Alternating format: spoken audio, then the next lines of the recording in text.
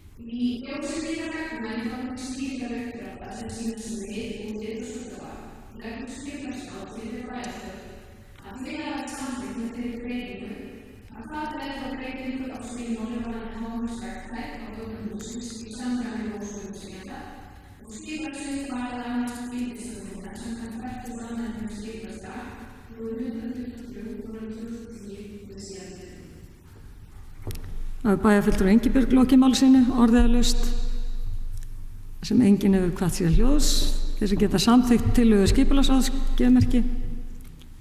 Það eru 11, takk fyrir það.